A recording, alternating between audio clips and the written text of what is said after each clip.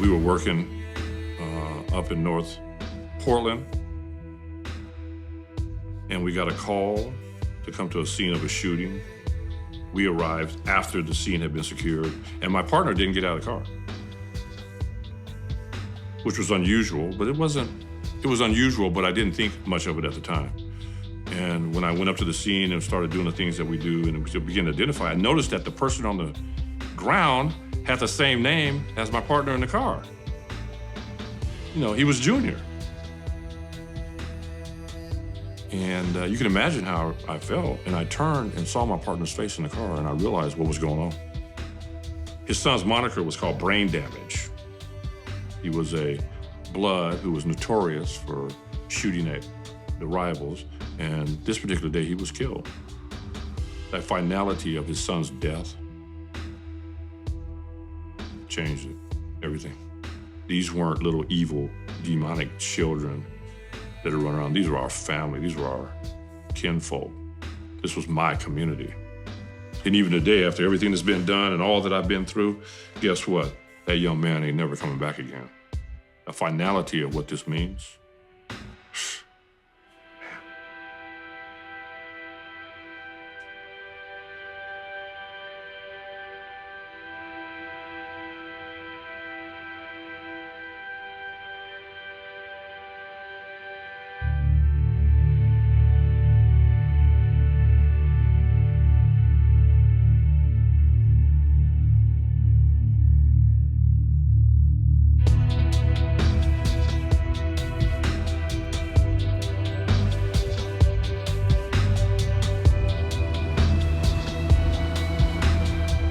To be a kid out here is hard.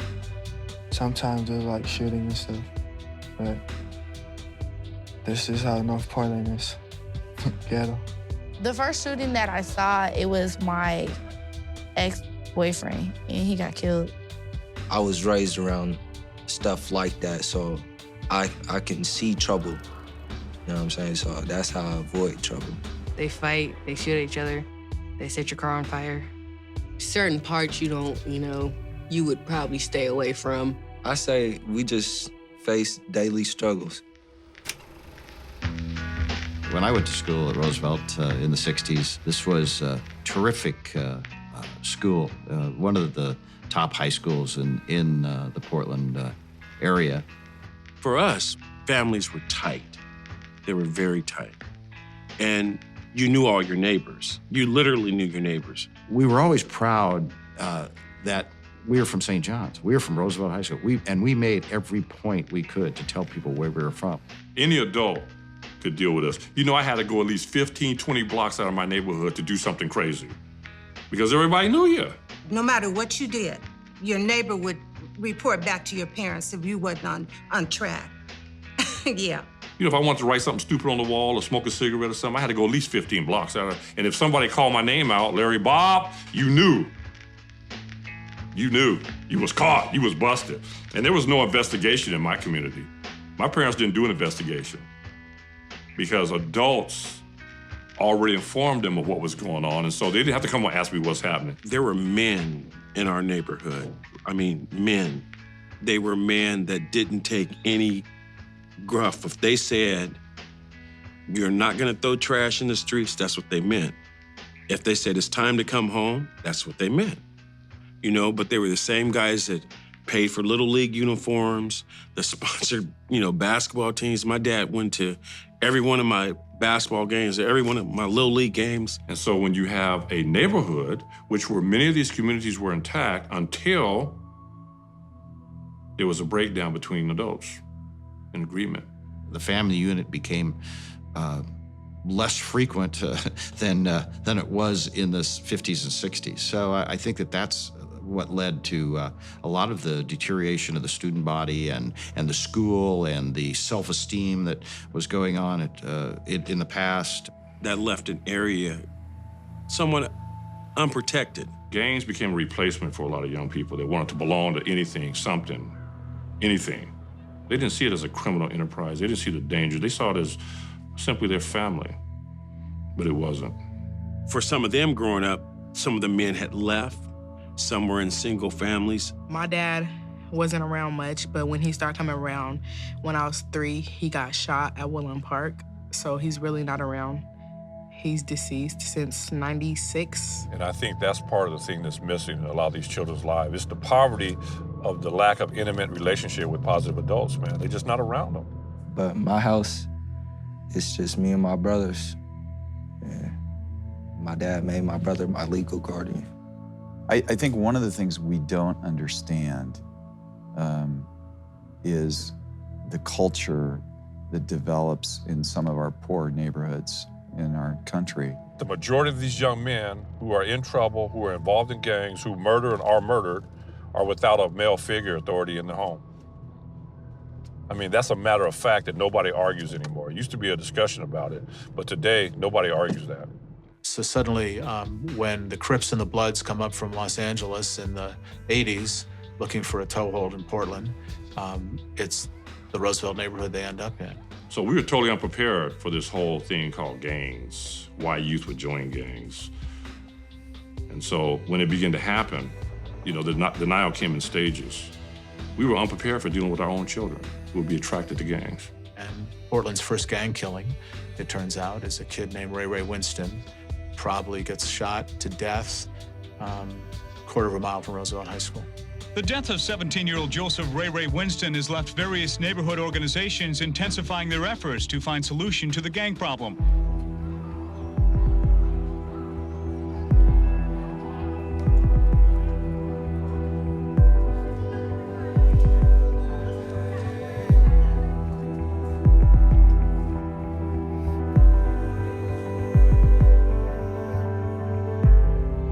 You know, it's funny, when you mention Roosevelt, the reactions you get are shocking, amazing, appalling. Everybody in the Portland area kind of knows what Roosevelt High School meant. It meant, you know, gangland, you know, you'd heard about stabbings and, you know, you just knew that things weren't good. You maybe didn't know too much, but you knew it was probably not good there. There were kids cussing teachers out in the middle of the hallway.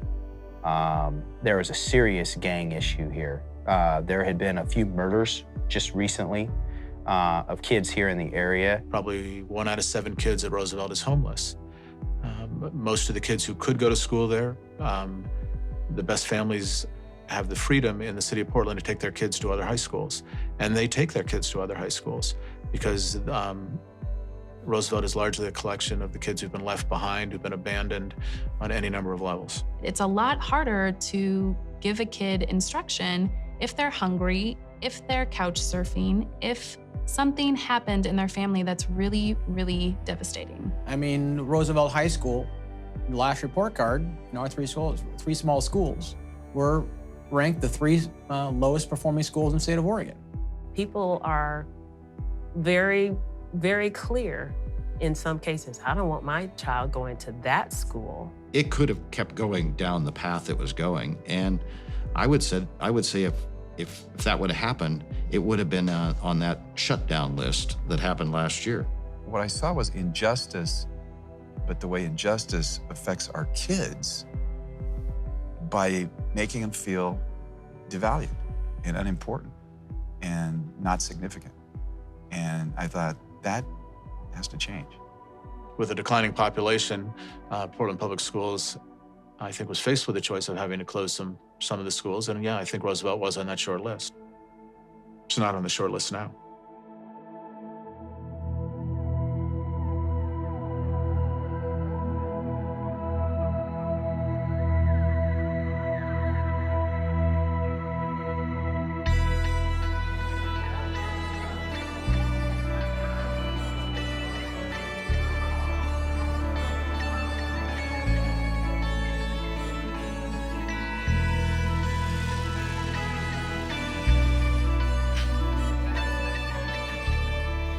I knew a lot of people would come, but I didn't know how many. And, you know, I was more shocked than anybody when 1,500 people showed up. And the original idea was simply like a one-day cleanup day. If we're gonna do a festival, a big gathering of tens of thousands of people for Luis Palau to share the gospel, why don't we do it connected with serving the community? And it was really what kind of put the whole season of service on the map was the number of Southlake people that came to Roosevelt High School. I liken it to locusts, because they come and they work so hard and they just go. It started out really smooth. We had some chaos in the middle with the painting in the main hallway. We had way too many people, not enough paintbrushes. We kept, I think we bought Fred Meyer out of paintbrushes. And the custodians were, you could tell that they thought it was just gonna be a problem. And this was their concern. They would come in and make such a mess in their attempts to help that then they would be cleaning up, and spending all this money and this time to clean up after what we had done. I wasn't sure exactly how it was going to turn out. It sounds overwhelming. Oh, they cleaned the outside, of course. It made a big difference in the outside. They've come in, they've painted, they've cleaned all our furniture, cleaned our walls, did all our windows inside now. We're probably the only school that's had our windows done on the outside in years. The then principal, she was so moved, that so many people came, brought their own equipment, their own expenses. She came to me and she said, I'm so moved by all these people working so hard, enthusiastically, doing what nobody else has done for us. Tears were streaming down my face because it was so many people coming out and believing in the children of North Portland. My kids need hope, and what the members of the community are giving today in Southlake is giving us hope. And some of the students came up to me and they're like, Miss Peterson, they're all here for us. I said, yeah. That first day, there was a moment there towards the end where everybody was just like quiet, after about 2.5 hours, and everything was looking beautiful. And, you had experienced working alongside 1,000 people in a fairly short time. And all of a sudden the building looked amazing. The janitors from the facility were found at one point during the day literally sobbing. I heard that Phyllis, who was, one of the resistant ones, I heard that, once things were winding down and she was walking around in that moment that was such a magic moment, that she was crying. Because a punch list of would have taken them probably 3 years was done in about 4 hours that day. I just can't even tell you what a difference it is from when they first come and when they leave in a day's time. I mean, it's beautiful. I just can't liken it to anything else. Everybody was kind of walking around with tears in their eyes because something had happened, and that was kind of the start of it. Southlake, thank God, was willing to stay committed to that school at the exclusion, I would guess, of a whole lot of mission opportunities and the needs of a whole lot of other people. Those were the days when you'd make a phone call out to Roosevelt and you couldn't get a phone call returned. There wasn't a volunteer coordinator. The principals are running around just trying to survive. There's so many needs out there, you can't juggle them. Finally, the principal at that time said to Christine, you should just office here. All the legwork is here at the school. So if you're gonna do that, you're gonna have to be sitting here. You're gonna have to have your office here.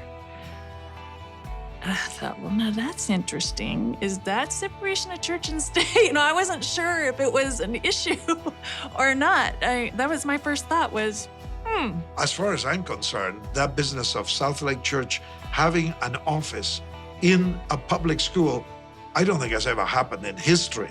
There's a fear there that, these church people are gonna come in evangelizing and trying to get all your kids and your staff saved. The best way to convince people that you don't have an agenda is to not have an agenda. And so that was our plan. We had no agenda. We had no idea even really what we were doing, quite honestly. Southlake's approach is more of, let me show you through the works, through my actions, what love really is. I think that the world has heard the church's mouth. Now they need to see our hands and feet moving. It's like we can stop talking for a while and just serve, because that's what's been lacking. When Southlake begins all of this, they're clueless as to what they're getting involved in. They're clueless as to the depth of the problem. They're reasonably clueless as to whether they have any hope of success. And they don't focus on that. From the beginning of this, I felt like I'm following our people. There's a great quote by Gandhi. He said, there go my people, I must catch them, for I am their leader. And I felt very much like that in this process. And it really was something to see Christine grab a hold of it and just start listing out all the different things that could be done. We were just here to fill holes. I mean, that was really my strategy from the start, was where are the holes in support? You know, what can we do to fill them? And that's kind of how things started out. She began a clothes closet where people could donate clothes, and every morning kids could come in and basically take what they needed, no questions asked. It seemed like somebody was And we'll keep her warm. We'll keep you warm. And see, nice. You like? You like it? You like? Yeah. Yes. You like? Okay, very good. One of the coats, the tag was still on it, and the coat was originally $270. And this kid was trying it on, and he saw the tag, and he goes, oh, I can't believe that some dude thinks I'm worth $270. Isn't that, yeah.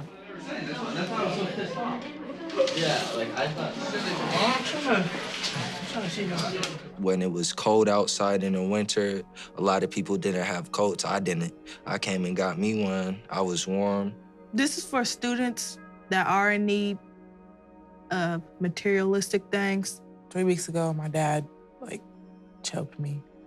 And he went to jail, and they put me in foster care and I didn't have anything. The other day, we had a 15-year-old pregnant girl come in who felt weak and dizzy, and it was about 11:30, and she hadn't eaten all day. So she came down to grab a granola bar and a bottle of water and got her some other food and just started talking to her. Sometimes it's just like it's not in our budget. Rent's more important than what goes on your feet, you know?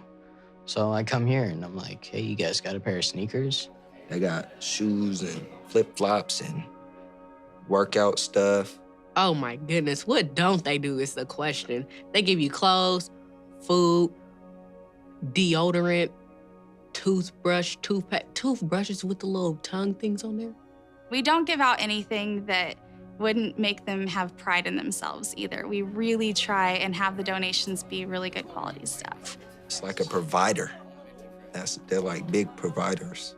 Yesterday, I had a girl who came in who, they're living in a motel. She and her mom and dad and 2 kids, and they needed food. And so I took her down to see Brooke and Heather, and they loaded this girl up with bags of, pasta and canned beans and soups and mac and cheese. My immediate reaction is, this is a beautiful thing. This is putting your faith to work, putting legs to your faith. And if there's a way to continue this, I want to be a part of it. I want to support it, because our students need to see that there are adults and communities that really care about them as people. You know, the school, they're the experts. They're the educational experts. They know what their needs are. Can we help fill the needs? And now we're going to the different departments, like the drama department, the math department, the freshman academy. We're going to those different departments and asking them that same question: is, what do you want me to do for you? How can I support your vision for this area? The community clothes closet is open twice a month to the community. And just in December alone, over 500 people were represented in clothes that we gave away. That was huge. That was the largest it had been so far, but that's been running for 3 years right now. And that's open twice a month. We have volunteers that come in every week. There's sorting, the donations come in through Southlake, and then we have to sort and wash and hang and all that kind of stuff. So our heart is to really serve the community through the high school. And so we've done that through the community clothes closet, through the barbecues and the entertainment, and through single mother support, Christmas trees, and things like that. They had this Christmas tree giveaway, a man at her church, and they was willing to give away Christmas trees to families that didn't have any. I didn't have one, so I told her that I could use one. So I'm at my house. I didn't know when they was gonna come. I'm at my house on Saturday, sleeping. Next thing you know, my brother comes to me and was like, somebody's at the door with a Christmas tree, said it's for you. So I woke up, put on a shirt real quick, and I went to the door, helped him carry it in.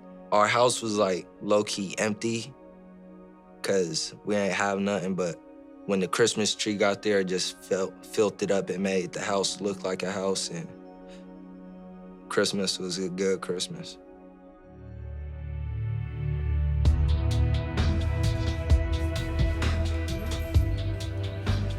Many times in my area, we would see a lot of white churches come in.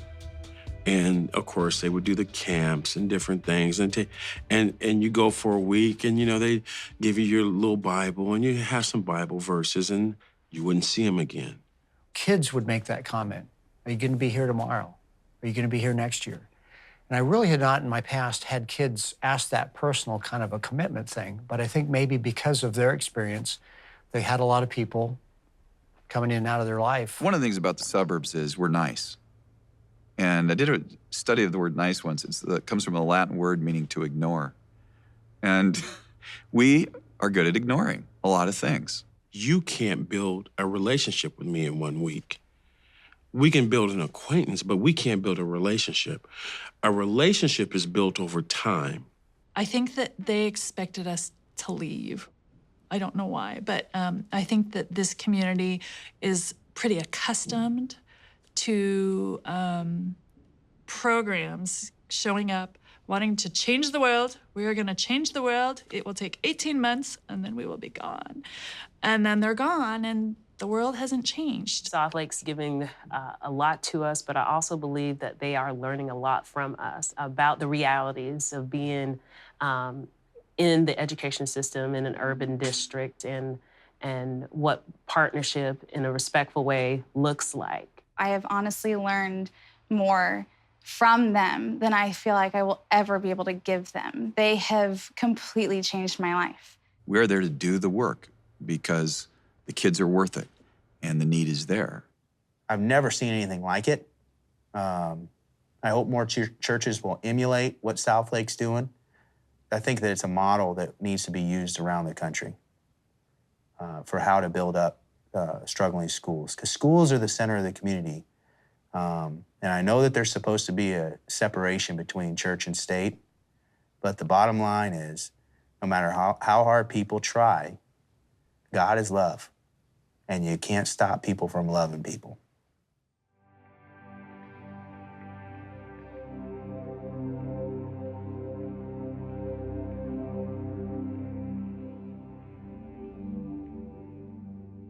In 1984, the front wall provided Neil Lomax with enough time to rewrite the Cardinal record book into his own personal biography.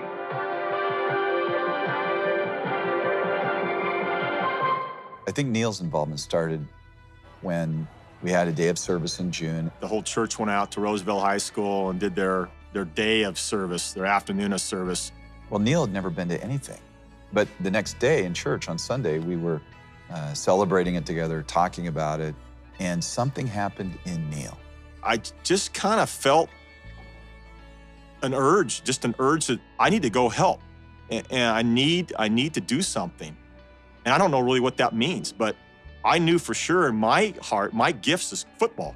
So I knew that was my gift, and I knew that's what I needed to call about or go out there and find out if I can help some way, shape, or form with football. Go down and get the halftime stuff on the parents.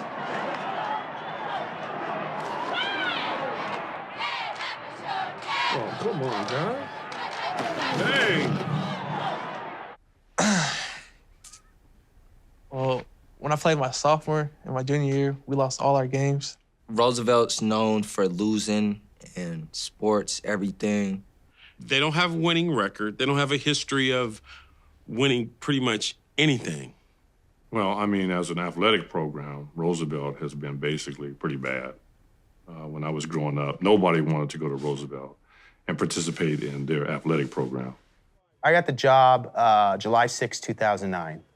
On July 7th, I get a call from the former coach who said, Neil Lomax wants you to call him. Okay. And Neil says, well, God told me that I need to come help you. And I'd like to talk about maybe coming over and being an assistant coach. I thought that was really strange. And remember, I'm 34 years old and I've been a head coach for now 3 days. So, and I've got an NFL quarterback coming in telling me he wants to be an assistant coach.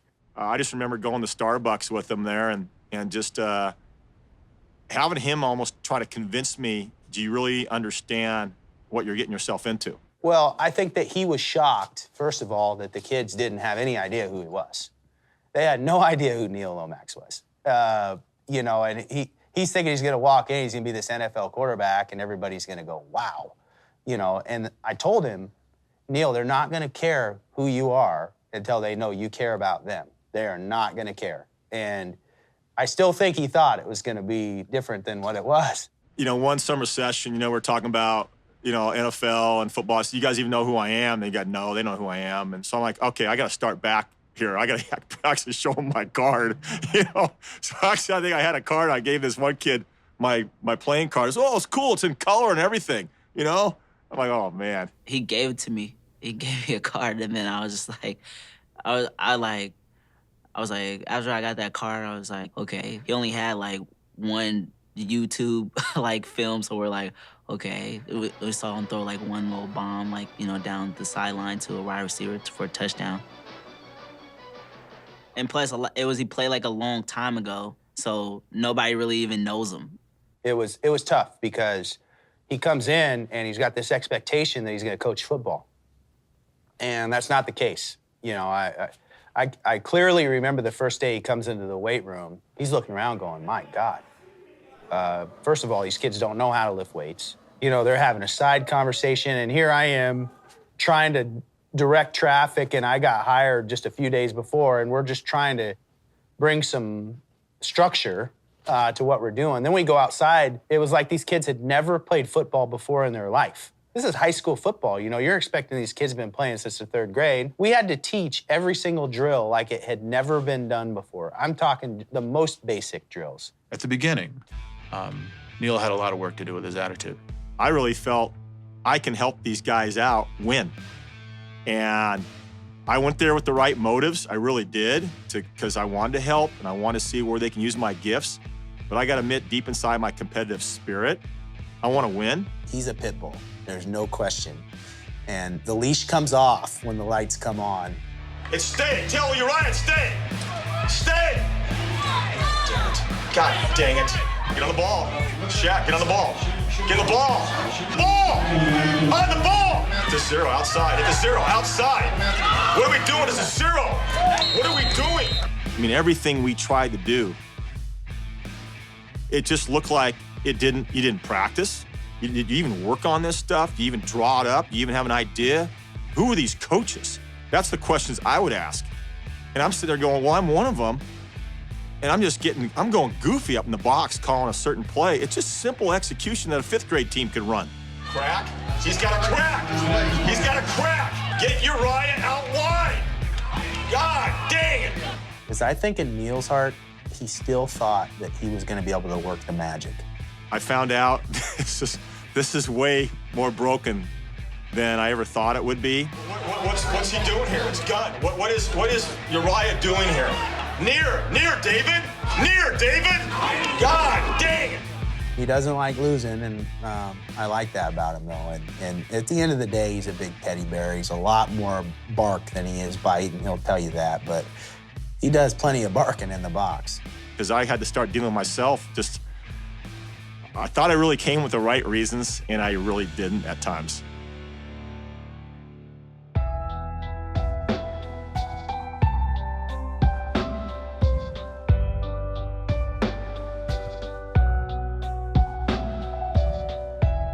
Jerome Smith was supposed to be this really good tailback. Guy's only about 5'6", buck 65. And I remember the story was going, he's got some issues, and you know, I didn't really hear all about it because there's just too many of them. So I didn't really want to hear all these stories about these kids. So about the 3rd or 4th time, Jerome comes late to practice. I was always feeling like, sometimes I would always feel like I would be letting him down sometimes or something, because I would be always late. We're like, Jerome, I'm getting tired of this. I mean, can I buy you a watch or something or what? Was Coach, you know, I gotta take my daughter. You know, I gotta go sometimes I can't get my mom's car. My grandmother gives me her car. My grandmother's car didn't have a car seat, so I gotta take her on TriMet. I need to do a connection on TriMet. I go, whoa. You got a daughter? You're 17 years old, junior, you got a daughter. Yeah, she's a year now. And your problem is what? Here's a kid that has his own child I'm saying car seat? I'll get you a car seat. I mean, it makes you just want to cry, you know, to think about what he's doing just to get to practice. I had a lot of like stress, like, you know, and then just with her mom and stuff like that, what we were going through because we had problems and stuff like that. He's been our most consistent parent, like when it comes to attendance. He does not miss a day. His daughter is in Asia, and she's been in our program since she was 3 months. She's kind of the mama of the classroom. No, doggy, don't scratch me. The parents of our children are teenagers who have gotten pregnant and had children at a young age, and they need childcare for their children while they can continue high school and get their degree and GED. It's like, I'm really trying to graduate this year because I'm going to be like the first to graduate from my family. He's one of those guys that will go to other teen parents and tell them, hey, it's not over. You can still do it. You can still graduate from high school. All my like choices like based off my daughter, basically. I mean, it's for me too, but other than that, my daughter's face always come in my head before I like make a decision. Southlake has been a huge help. They have donated, you know, presents and gifts. I mean, tons of them, bags of gifts for the children and the parents. But if they need car seats, cribs, mattresses, anything they need, like I'll email Linda or Brooke or Heather, and they pretty much are back to me within, you know, a couple days, and they have whatever we need pretty much for each parent. Because they see that I'm trying to really do my best for my daughter and me and have like the life that that I should have with me and my daughter. But I mean, I want her mom to be a part of it too, though. But, you know, it's her choice, what she does. I kind of thought there'd be some stuff off the field, but it turned out to be a lot more stuff off the field than on the field, which was hard. Day by day, it was very hard for me. He's really here because he loves these kids. I'll never forget watching Neil Lomax on his hands and knees cleaning up after Ray Brown vomited in the locker room. Like, for me, that said all that needs to be said about Coach Lomax and his time here. You know, there wasn't any thought in my mind. I just got on my knees and grabbed some old towels and a couple old jerseys, whatever, and started wiping the stuff up like it's one of my own kids. And I just felt the same. He's like one of my own kids. And the day I saw that, I thought, man, I want to be like that guy. I hope that guy's my friend for the rest of my life. You know, it's not about coaching there, see. It's about mentoring and being a father and being a brother and being a driver and being a parole officer. My vision and my goal here is to love these families, the kids and their parents, to embrace their problems and recognize the fact that these people need help. They don't need people judging them. They don't need people pointing fingers. They don't need people calling them bad parents. They need people to love them. And that's the vision. But why he's a great coach? Because he loves the kids. And that's a word that's thrown around a lot by coaches that I don't think they truly love the kids. They love the kids if they win. They love the kids if they show up on time. They love the kids if they perform. They love the kids if they give 100%. That's when it's so conditional. Christian Swain is unconditional. He'll love them despite them not showing up on time, despite the fact they might not give 100% of the effort, despite that they got the D in that class, that he helped them so much that they should have got a B. He'll still love them and serve them enough that he'll go to their house, he'll take them to a doctor, he'll take them to school, he'll take them to a workout, he'll do what's necessary to make that kid feel loved. And that's what he's been teaching me really the last year and a half, 2 years, is that's truly what a great coach is to love the kids. And their job is to love each other.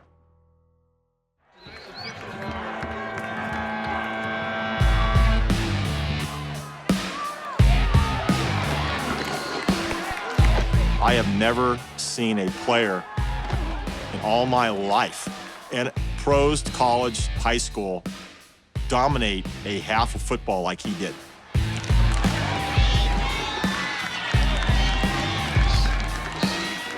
I don't know what got in his head or what somebody said, Coach Swain or something, he just woke up or something.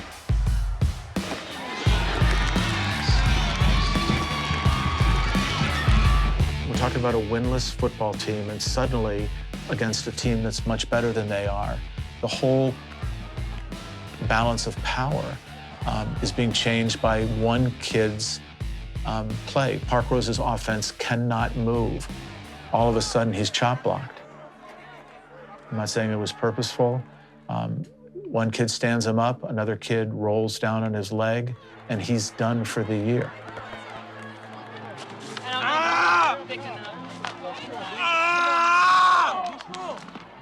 Yeah, they chop blocked me, man. My mama, man. Whoa. Man. That's my last year, man. I don't understand my last year. 4 sacks, buddy. Devontae is like my friend. And I'm like sorry for him because he can't play for the rest of the thing, and he's a good friend of mine. You gotta love these coaches for not giving up. And again, this is the kind of stuff that coaches were dealing with and the team were dealing with week after week after week. Whatever Southlake began, whatever Christian began, the magnetism of it attracted a lot of people outside the church too. One of them was a woman named Kirsty Dickinson, who lived out in another white suburb of Portland. I was reading the Oregonian, a story that Steve Dean had written about the Roosevelt football team, and it kind of captured my heart because I love kids and I love food, and there was a situation where a child had gone 2 days without eating and was trying to do a football drill. One of the kids who came to practice and told the coaches he didn't think he could play, and coaches asked him why, and he said, "Got problems at home, coach. Haven't eaten in a couple days." So she got a bunch of her friends and family members together, and they went out to Roosevelt and started feeding these kids spaghetti on Wednesday nights. We made calls and lined up with Spaghetti Factory to pick up spaghetti, made a Costco run, and the kids were awesome. After practice, we come meet in the locker room, and then we have dinner. We just eat and talk, laugh. Thank you. We didn't know if it'd be a one-time or if we'd go again, and it just went so smoothly, and we all kind of went high five, and said, "This is amazing." And we said, "Do you want us to come back next week?" And he said, "Do I want you?" He said, "I would feel lucky if you would come back and these kids would have this experience again." So from there, we just went back each Wednesday till football ended. As the weeks go by and they keep showing up, suddenly the soccer team is showing up. Suddenly the janitors are showing up. Suddenly the counselors are showing up. But then we started having some brothers and sisters show up from the teammates guy. Like, who's this kid? Oh, that's Javante's kid. That's Javante's brother. That's Jesse's uncle. What Neil said was, what are you gonna do? What are you gonna say to him? A couple loaves of bread, a couple 5 fish, you feed them. When they saw what happened and heard what happened to a few of our players not getting food, not eating, they answered their call. They knew their gifts, and they just followed God's call on their gifts and came out and served food. And they've been doing it ever since. We don't just get on Wednesday nights, man. We get Fridays, we get some Thursday snacks, daily doubles, they come out. They're warriors. Enough said. Here you go, Carol. Use your pizza. Feel free, I can grab some.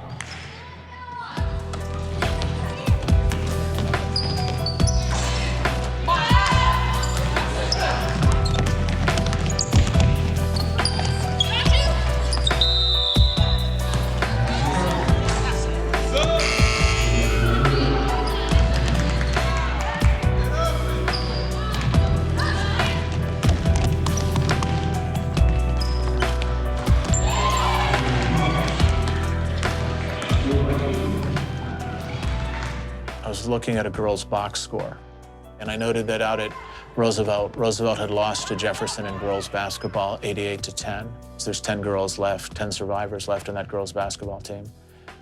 3 of their parents are in the stands. 3 of their parents are in the stands because what parents they have left are home babysitting or working 2 jobs, or they can't afford bus fare to get to the game. They can't afford the $6 to get inside the building. And Craig Woods, the basketball coach at Roosevelt, tells me, this is what happens all the time out here. There's, nobody shows up to support these kids. That, I realized, was the story. I ended up going home and talking about the kids who are left behind, kids who are abandoned, the kids who don't have parents with them every step of the way, for good or bad. And I ended that column by saying, I can tell you one parent who's going to be there for their final home game of the season against Madison. Does anyone care to join me?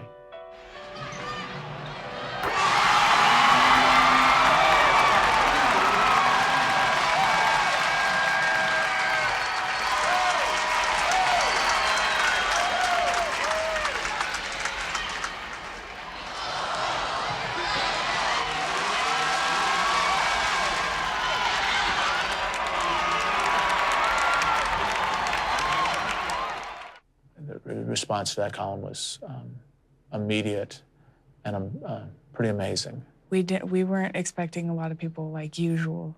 And so we come up and like, it was a slap in the face.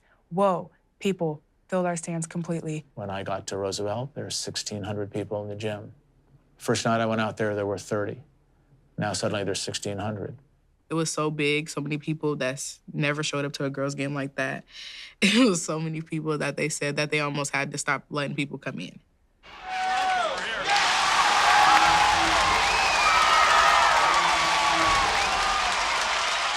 That was the greatest moment in my basketball playing history. Oh my Lord, it was crazy. Like, I was feeling the energy. I was really excited.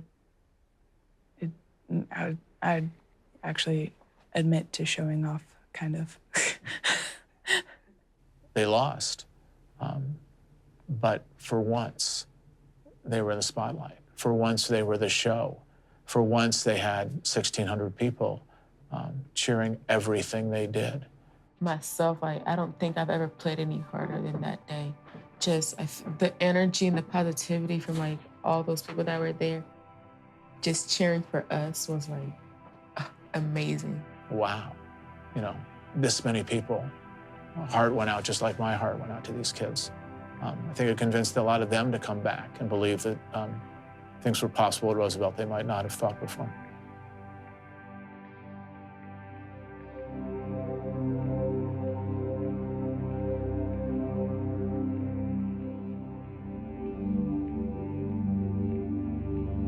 At Roosevelt, we define princess in hundreds of unique and thoughtful ways. By Rose Festival standards, 11 Roosevelt students have been included in our campus-based court. The girls at Roosevelt, each one is trying in their own heart of hearts to be the Roosevelt Rose Princess. So they said at a minute, they're gonna hold their hand up and they're gonna stop you. So you've gotta stop mid-sentence. You're done. I went into it thinking, I'm gonna do this for X amount of months and then it's gonna be over and we're gonna teach these girls with the princess pageantry, and that's what I'm signing up for. I just thought it was a once a week commitment, a couple hours on a Wednesday afternoon, and I would get my little mission work in for the year. And I didn't have to travel to Nicaragua or somewhere to do it. And I was feeling pretty good about myself. I initially showed up like, I have a mentor, and pretty happy-go-lucky, and then these girls start sharing stories, which made me go, ooh, maybe I shouldn't be driving this time of night. You might not be alive, what? If you were stayed home? It was a tense, tough, they come from tough backgrounds. I did not expect anything from them. I mean, what could they give me? They're poor, they live in foster homes, they live in the Columbia Villa. They don't have anything to give me. So we just took them under our wing and nicely showed them the proper way to dress for an interview, and just to trust an adult, that it was okay to open up and be real and be scared. And it was okay. There was nothing wrong with being scared. The number one thing that I noticed these girls were lacking was self-confidence, projection of the voice. So I used to line them up and make them go down the line and shake hands with each other and look dead in the eye and say, hi, I'm so-and-so, and I want to be the Roosevelt princess. That they were beautiful women with amazing stories to tell. I'm sorry, may I start again? Or just, I'm sorry, and start. Okay? So Bon was born in Sudan, and at the age of 6, she moved to Kenya, where she stayed in a refugee camp for 4 years. And then she had to be on a waiting list to get to the United States. And so at the age of 10, she came to the US. I remember Bon wanted to drop out of the program because it became very personal for them. I don't want to remember nothing about Sudan. I don't remember. All I can see, I just see like planes and dropping bombs and just us running and hiding in the forest, and that's all. That's the part I remember. She's endured a hell that none of us have ever had to go through at a very young age. You never know you can survive that day, or like there's never, like you don't even know you can survive. Like your best friend you just see like a minute ago, you just hear that she's dead. he's dead. You don't know, because there's like, they're dropping bombs like on top of us. And yeah. But she lives with her sister-in-law and brother-in-law, and their 7 kids in one house, and it's a very small house. And she has many family that are still in Africa. Like, just being in America is not that, like, I am happy that I'm here, but at the same time, I'm not happy because I'm not here with who I really want to be with. Like, yeah. I want to be with my mom.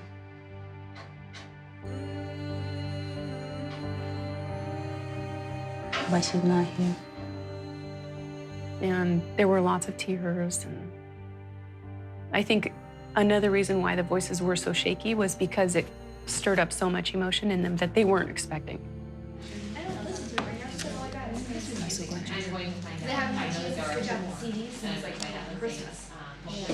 Come here. Julita, get in here, girl.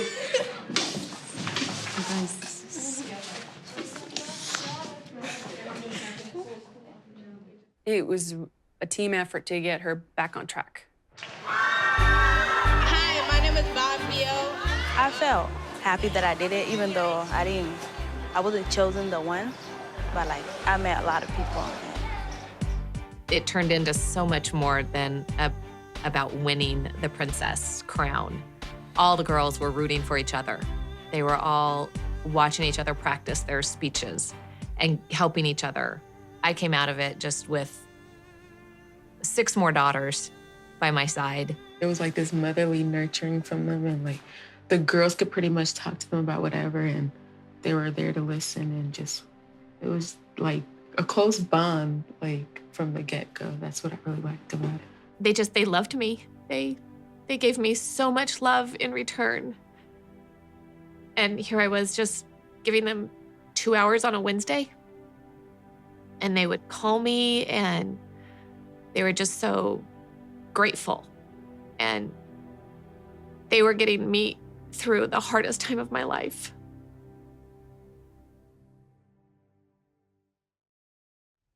You know, there are a lot of successes at Roosevelt over the course of the year. And then there's Ray Ray Brown.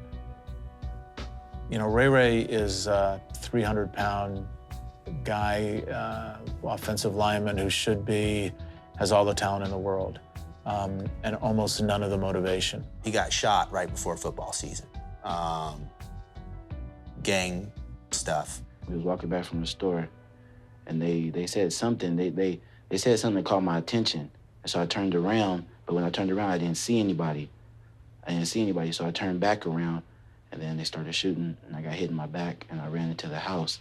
And my mom, at first she thought I was just playing or something, till she seen the blood on my shirt, and then we rushed to the hospital. He says it was maybe not intended for him. We never really have been able to sort that out, whether or not he was targeted or not. I gotta admit, I was a little scared to find out what really is going on with these kids. Like Ray Ray, when his grandmother parks the little Honda Civic on the side there, because if she leaves, he might leave. I pray every day for her. Lord, 2 or 3 times a day. She would cart him all over the place. She'd drop him off at practice and then sit out there and make sure that he didn't take off on us. It drops me off, takes me to school, everything. Practice, back and forth to practice, everywhere. So I really see her almost every second of the day. Ray, I'm just getting ready to leave, and so we'll be out there in about 15 minutes. Everything I've been to, she's always been there. So I love her with all my heart. Ray is a good kid. I mean, within him, he's a good kid.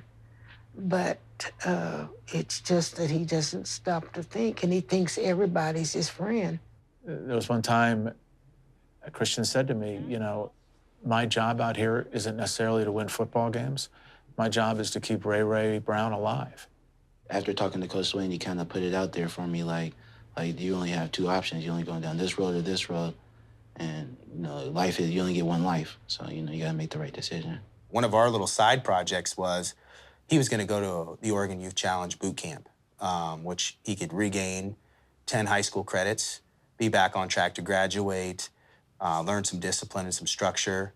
And so I drove him down to Bend with his grandmother, got up at 2 o'clock in the morning, drove down to Bend, spent the day down there for the orientation, came back and said he wanted to go. And this last Wednesday, I was supposed to take him down and check him into the boot camp, myself and Kevin Brown, my academic tutor and coach. And we were up all night. Unfortunately, Ray went AWOL last Monday and didn't come home. I don't think he's come home yet. So myself and Kevin stayed up all night long hoping he would show up and we could take him. And he never did. So I hope he's okay. Ray is one of those guys, it's difficult to imagine a 300-pound guy falling through the cracks. I wouldn't be surprised if Ray does, because given the same love and tenderness and attention and motivation and inspiration as a whole lot of guys in that program, and for whatever reason, didn't feel compelled to respond to it. Hey, you guys know which way Ray went? What? Ray? Yeah.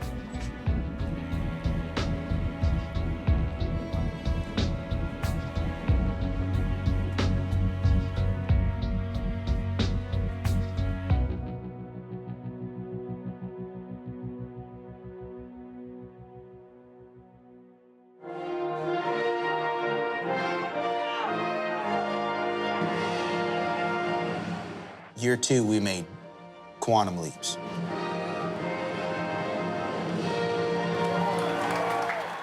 We were way, way better.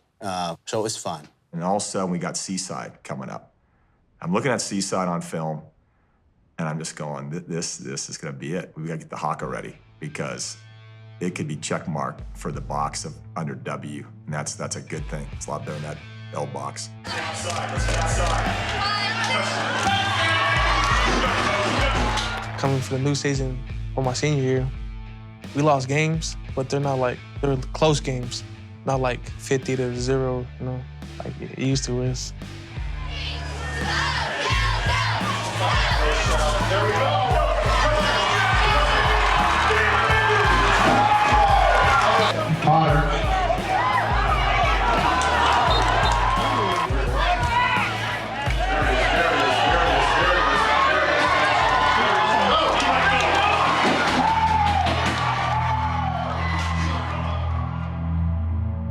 The first time we won was an amazing experience.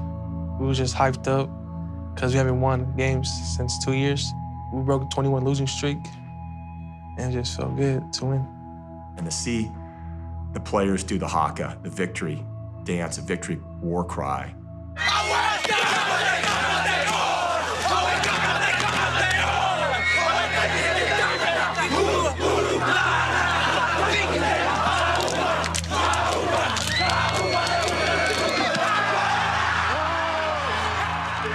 And I couldn't be prouder of you guys.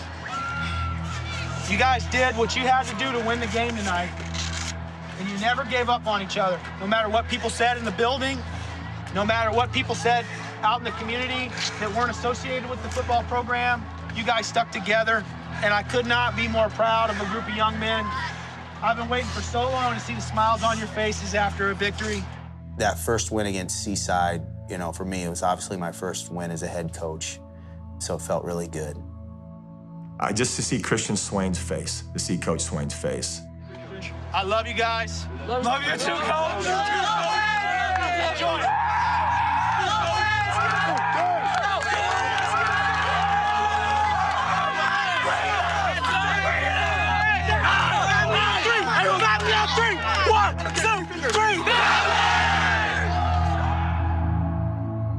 Hey, good evening, everybody. It is an honor to be here tonight to announce a commitment from Nike. As part of this big project, you know it's very near and dear to our hearts. It's an incredibly expensive venture to build a new field and a new track. So suddenly Nike decides they're going to give these kids uniforms. And suddenly Nike decides they're going to head up the effort to get an artificial turf put out there. Suddenly Nike just decides they want to be part of what's going on. Very cool. Nike. I think Nike was propelled at a quicker, higher level to get involved with Roosevelt because of the association with South Lake Church. I was so jacked, so excited to have our kids, have our players get to play on a real field.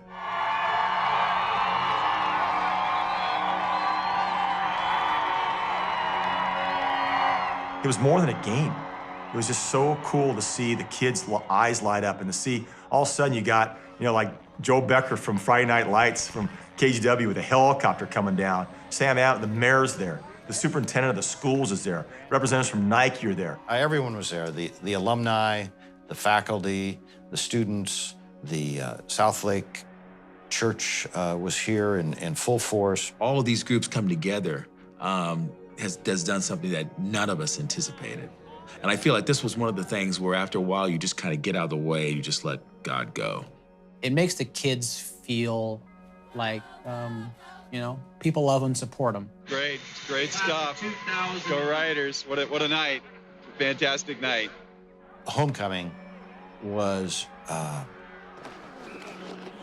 high water mark, as you'd say. That was a success story that everybody can look at to how good things can be. I mean, it was just a great evening. Here's what Roosevelt High School is going to be like. Not just on the football field, but look at the school. It looks good, it's clean, it's painted. They're going to have open enrollment now. They're going to really do the boundaries better. I mean, the future looks bright. The homecoming was a culmination of those cleanups and all the other momentum that's been going on because everybody got to come and kind of celebrate. And celebration is a part of success.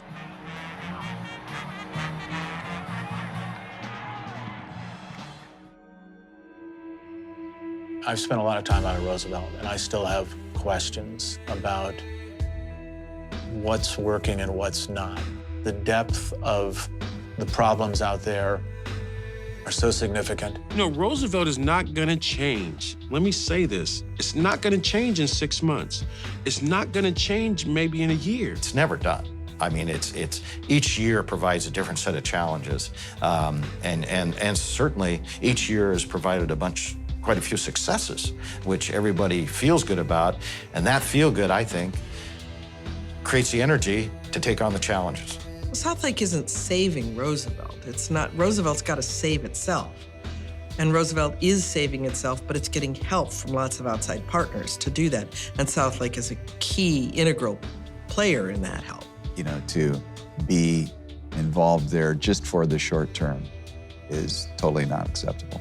It doesn't make any sense if it's not. There's no point in being here if we're not going to be here for the long run because change does not happen overnight. It's probably, I think Kip says, a 10-year project. And only then, maybe not even then, will we understand if we've truly made a difference and whether this has been a success.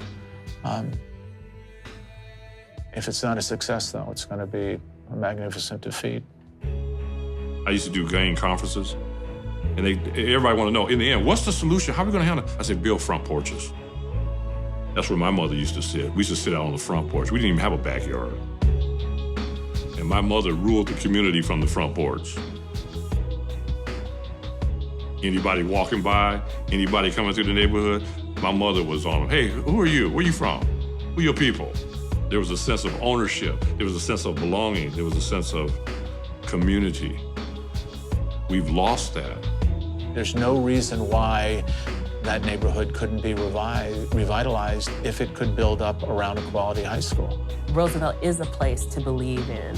This is a school that is being revitalized and is on the rise. We're talking about our children, our kids, which are our future. And now they have specific needs that our resources could meet. And so there's nothing, I think, heroic in that. It's just realizing that it can be done, but the power of it is when we do it together. Well, I feel like we have this momentum going that I've never felt in my history at Roosevelt. People are paying attention. We are worth it. We're not invisible anymore. If we could do it at Roosevelt, the goal is we can do it at other places. This is doable. This is doable here at Roosevelt. It's doable around our district. This could be done anywhere. Portland Public Schools, because Roosevelt went so well, the relationship between South Lake and Roosevelt went so well, They've identified 5 other, kind of the 5 next neediest high schools in Portland, and have said, can you please help us find a church partner like Southlake for Madison and Marshall, et cetera. This partnership makes more than sense. It's something that really should be happening. They have a core of decent people intact that represent the kind of value system that we're all talking about that establishes neighborhoods and relationships, and that's why it continues to exist. And I think it's cool that people want to come and be a part of that. You know, all these kids that we're talking about, they're going to be successful human beings if they just have people continue to love them and stay in their life. Here's the hope wrapped up in one kid. In my 2.5 years here, 3 years here, Jerome Smith. He graduates with a 4.0, interns at Nike, and then is hired by Nike full-time. Has his daughter, now she's 4 now. She's in preschool. And they have him come down and to say hi.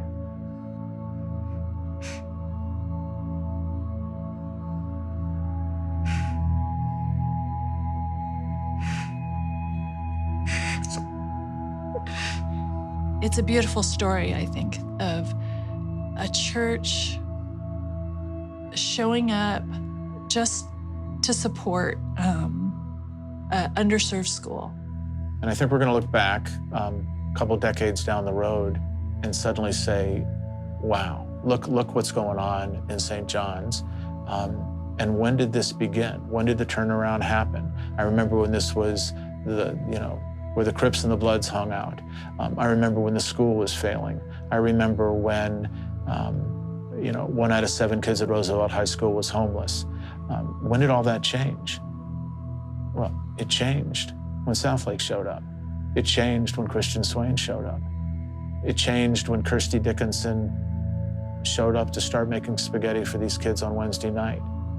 It changed when Nike got involved. And suddenly the school district gets more interested and the city gets more interested. But on the ground level of all that, there was Southlake and there was Christian Swain.